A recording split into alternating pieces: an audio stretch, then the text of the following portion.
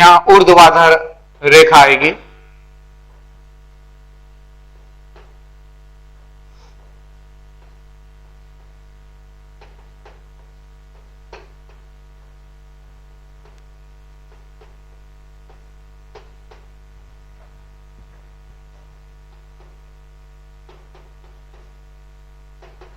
Right. ये आपका cell representation है।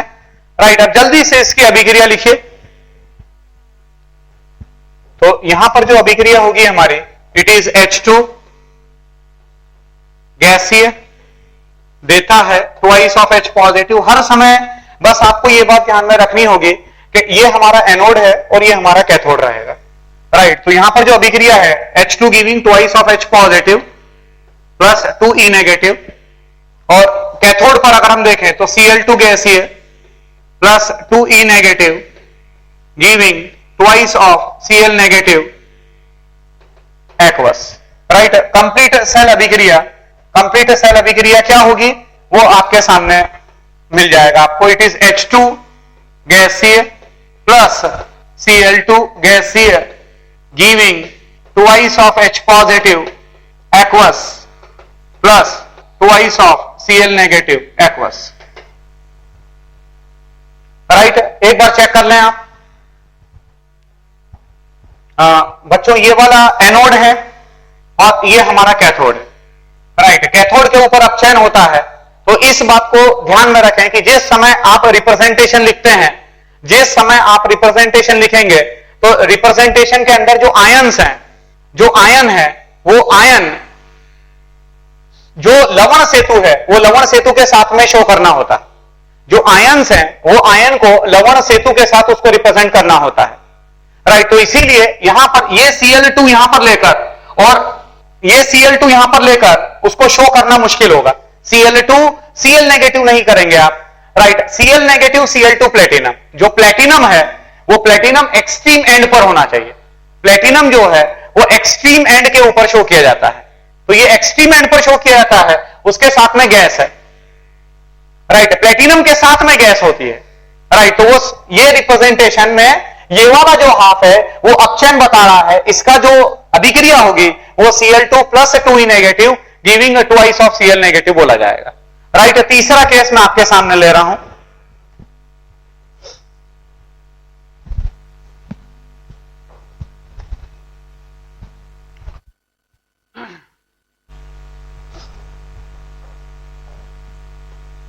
इसमें तीसरा उदाहरण है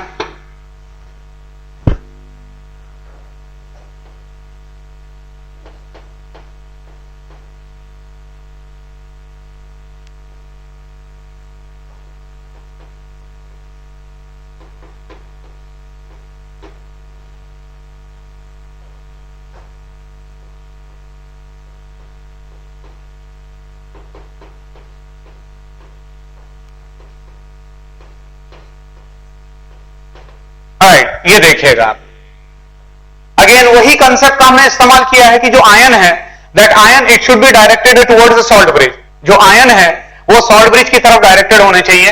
Zn solid, Zn2 positive aqueous, H positive aqueous, O2 गैसीय, प्लेटिनम।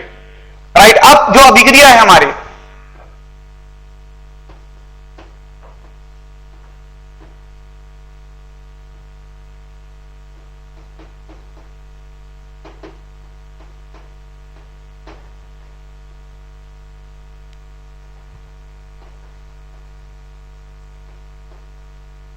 ये एनोड पर होगी अभिक्रिया।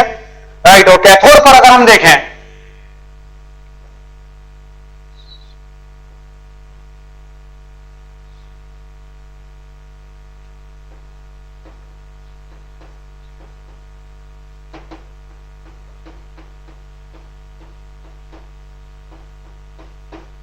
राइट, इलेक्ट्रॉन को बैलेंस करना होता है दोनों जगह पर। ये मैं आपको पहले भी कह चुका हूं।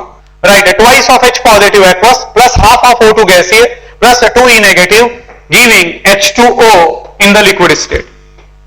राइट, यह अभिक्रिया हमारी कैथोड पर होगी।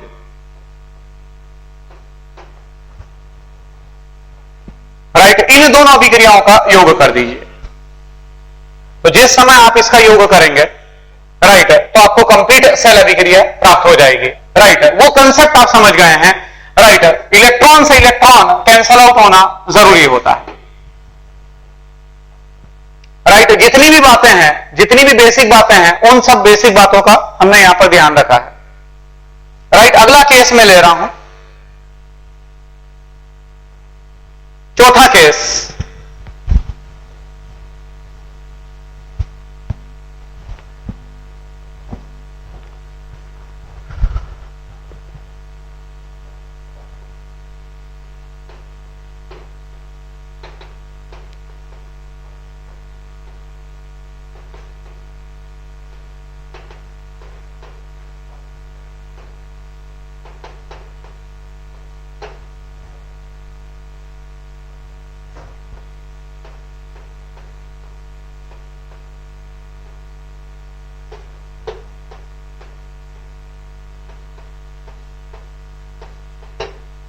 राइट, ये हमारा चौथा केस है, फोर्थ केस। इसमें अगर हम देखेंगे, अगेन एनोड पर रिएक्शन जो होगी वो लिखना पड़ेगा। एनोड पर Fe2 positive giving Fe3 positive plus E negative, Fe2 positive giving Fe3 positive plus E negative. Right, और कैथोड पर अगर आप देखें तो Cr2O7 2 negative plus 14H positive plus 6E negative giving twice of Cr 3 positive plus 7 of H2O in the liquid state. Right, अब यहां पर 6 electron आ रहा है, और यहां पर अगर पहली वाली अभिक्रिया देखें, राइट, तो उस पहली वाली अभिक्रिया के अंदर 1 इलेक्ट्रॉन है, इसीलिए जो पहली वाली अभिक्रिया है उस पहली वाली अभिक्रिया को आप 6 से गुणा करेंगे। राइट, 6 से मल्टीप्लाई करेंगे, तो 6 से जब आप मल्टीप्लाई करेंगे, राइट, देन आपको इलेक्ट्रॉन से इलेक्ट्रॉन कैंसल आउट हो जाएगा। राइट, उसका फिर आप योग करेंगे, और योग करने के बाद आपको कंप्लीट जो है सेल रिएक्शन प्राप्त होगी। You will get the complete cell reaction.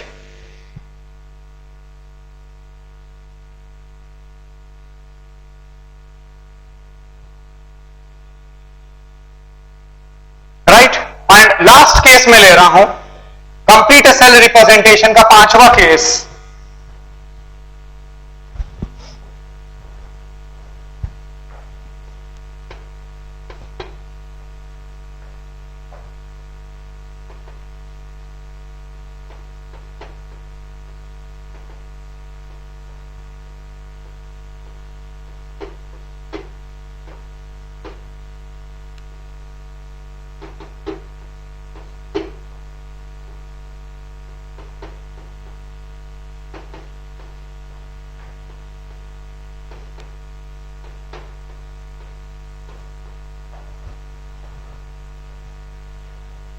Right, अब यहां पर अगर हम देखेंगे, ये एनोड है और अगेन ये कैथोड है, तो एनोड पर अगर हम बात करेंगे तो एनोड पर है Ag solid plus Cl negative aqueous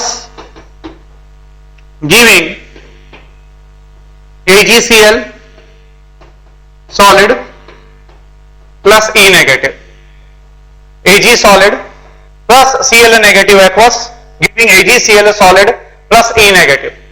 right, और कैथोड पर अगर हम देखें तो कैथोड के ऊपर twice of H positive plus 2E negative giving H2 gaseous. Right, पहली वाली जो अभिक्रिया है उस पहली वाली अभिक्रिया को आप 2 से गुणा कर दें, मल्टीप्लाइड बाय 2।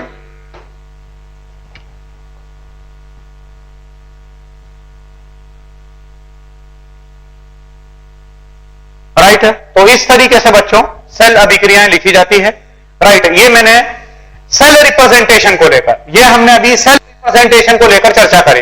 अब मैं आपको ये बता रहा हूं कि सॉल्ट ब्रिज का क्या काम होता है, जो लवण सेतु होता है वो लवण सेतु का क्या काम है। मतलब आज आपने अलग अलग तरह के इलेक्ट्रोड्स जानी, सेल रिप्रेजेंटेशन। अच्छा, ऐसा भी हो सकता है, हाँ एक चीज मैं लवण सेतु पर बाद में एक चीज मैं आपको ये बता दूं कि ऐसा भी हो सकता है कि आपको कोई अभिक्रिया दे रखी हो और उस अभिक्रिया का रिप्रेजेंटेशन आपको सेट करना।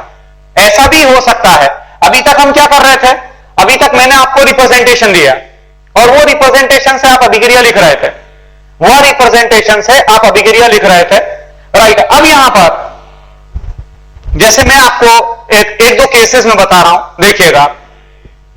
जैसे कि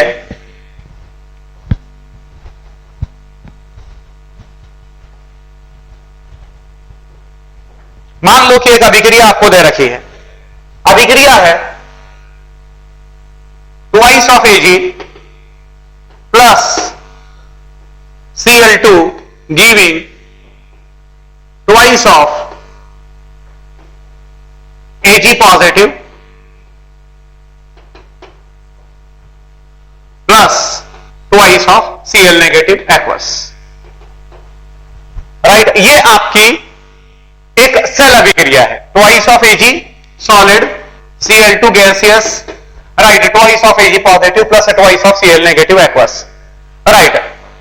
अब यहां पर अगर हम देखें तो जो चांदी है वो चांदी ऑक्सीडाइज हो रहा है, राइट। ये हमारा ऑक्सीडेशन हाफ है,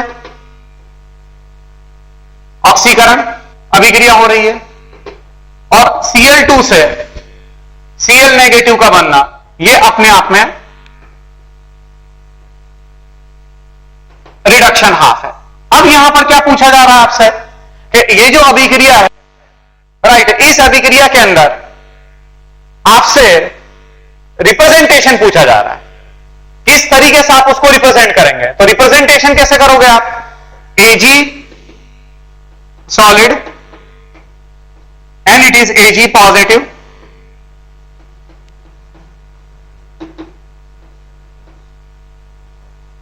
राइट। ये हमारा लवण सेतु हो गया, Cl negative aqueous, then it is Cl2 गैसीय and then it is platinum, right. ये आपके सामने ये जो अभिक्रिया लिखी गई है, इस अभिक्रिया का ये रिप्रेजेंटेशन हो गया, ठीक है। बच्चों इस चीज के लिए भी तैयार रहिएगा, रिप्रेजेंटेशन से अभिक्रिया भी आ सकती है और अभिक्रिया से रिप्रेजेंटेशन डेवलप करने को भी आ सकता है, राइट। अब यहां पर बात आगे बढ़ रही है, मैं लवण सेतु के बारे में बता रहा हूं, राइट। कल मैंने आपको डेनियल सेल बताया था, ये देखिए एक बार छोटा सा मैं उसका डायग्राम जल्दी से आपको बता दूं।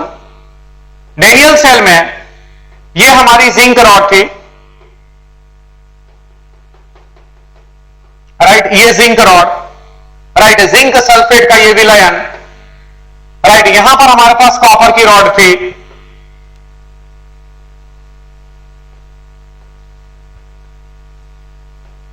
Right, this is copper rod,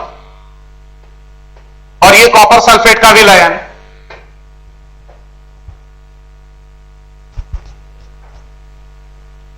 right. ये हमने लवण सेतु लगाया, राइट, ये प्लेटिनम आया, राइट। इस तरीके से ये इलेक्ट्रॉन की दिशा बता रहा है, राइट, और ये करंट जो विद्युत धारा है वो धारा की दिशा है, राइट, इस तरीके से। अब यहां पर जो ये लवण सेतु है, वो लवण सेतु का क्या फंक्शन है वो मैं आपको बता रहा हूं। सबसे पहली बात तो ये है कि जो लवण सेतु है वो आंतरिक सर्किट को, इंटरनल सर्किट को कंप्लीट करता है, राइट। ये जो है लवण सेतु, it completes the internal circuit, right. ये इंटरनल सर्किट को कंप्लीट करता है, मतलब बाहर अगर आप देखें तो ये इलेक्ट्रॉन ऐसे फ्लो कर रहे हैं, बराबर है, और ये जो है अगर सर्किट को कंप्लीट करना होगा, राइट, तो ये लवण सेतु अगर आप हटा देंगे, तो अगर लवण सेतु को आपने हटा दिया, बराबर है, तो करंट का फ्लो नहीं हो सकेगा, the potential it drops to zero, potential जो है वो जो विभव है, राइट, वो जीरो हो जाता है, राइट, उसमें किसी तरह का कोई फ्लो नहीं हो सकेगा। अच्छा, दूसरी बात क्या है, ये तो एक सर्किट को कंप्लीट कर रहा है, दूसरा इसका फंक्शन क्या है, दूसरा इसका फंक्शन ये है कि ये जो दोनों विलयन है, उन दोनों विलयनों को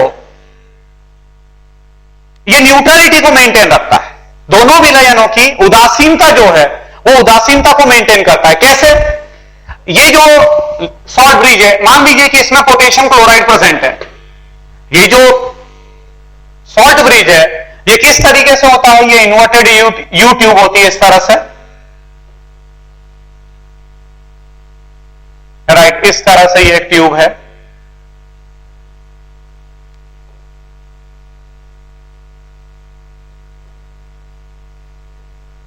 राइट, इस तरह से ये ट्यूब होती है। इसमें जेल रहता है, ये जेल के फॉर्म, जेल भरा रहता है इसमें, राइट, और उसमें इलेक्ट्रोलाइट होता है। जैसे कि मैंने यहां पर लिया पोटेशियम क्लोराइड ले सकते हैं, पोटेशियम नाइट्रेट आप ले सकते हैं, ये मैंने पोटेशियम क्लोराइड, और यहां पर कॉटन प्लग होता है, कपास जो कॉटन होता है, रुई, राइट, ये कॉटन प्लग होता है, इट इज कॉटन प्लग। यहां पर भी इस एंड के ऊपर भी ये कॉटन प्लग होता है, राइट। अब यहां पर ऑक्सीकरण होता है, तो ऑक्सीकरण होता है, जिंक यहां पर ऑक्सीडाइज हो रहा है, Zn solid giving Zn2 positive aqueous plus 2E negative, और यहां पर अगर आप देखोगे तो जो क्यूप्रिक आयन है Cu2 positive aqueous plus 2E negative giving copper solid, right. तो यहां पर जिंक के द्वारा इलेक्ट्रॉन दिए गए। अब ये जो इलेक्ट्रॉन दिए गए, ये इलेक्ट्रॉन बाहरी सर्किट के अंदर वहां पर चले गए, किंतु जो जिंक आयन है वो जिंक आयन विलयन में जा रहे हैं, जिंक आयन जो है वो विलयन में जा रहे हैं। इसका मतलब जो विलयन है वो धीरे धीरे धनात्मक होने लगता है, और यहां पर जो ये इलेक्ट्रॉन यहां पर आए हैं, जो ये इलेक्ट्रॉन यहां पर गए हैं, तो that electrons are taken by the cupric ion. जो विलयन में क्यूप्रिक आयन मौजूद है, वह क्यूप्रिक आयन ये इलेक्ट्रॉन को लेते हैं और वह एलिमेंटल कॉपर में, राइट, कॉपर धातु में परिवर्तित हो रहे हैं। इसका मतलब पीछे रह गया सल्फेट आयन, क्यूप्रिक आयन का तो अपचयन हो गया, राइट, कॉपर विसर्जित हो गया, राइट, किंतु सल्फेट आयन पीछे रह गया। और ये जो सल्फेट आयन पीछे रहा है, इसका मतलब यहां पर ऋणात्मक आवेश डेवलप होने लगता है।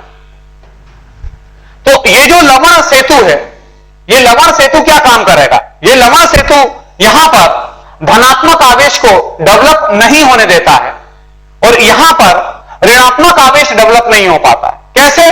कि जो आपने पोटेशियम क्लोराइड लिया है, तो वो क्लोराइड आयन यहां पर आता है, क्लोराइड आयन यहां पर मूव करेगा, और जो पोटेशियम आयन है वो पोटेशियम आयन यहां पर मूव करता है, राइट। क्लोराइड आयन यहां पर मूव करेगा, और जो पोटेशियम आयन है वो पोटेशियम आयन यहां पर मूव करेगा, राइट। जिसकी वजह से जब क्लोराइड आयन यहां पर मूव करेगा तो ये धनात्मक जो आवेश है वो उदासीन हो जाएगा, और यहां पर जब पोटेशियम आयन मूव करेगा, बराबर है, तो जो ऋणात्मक आवेश है वो न्यूट्रलाइज हो जाएगा, राइट। तो लवण सेतु क्या करता है? कांस्टेंट फ्लो करंट का मेंटेन रखता है।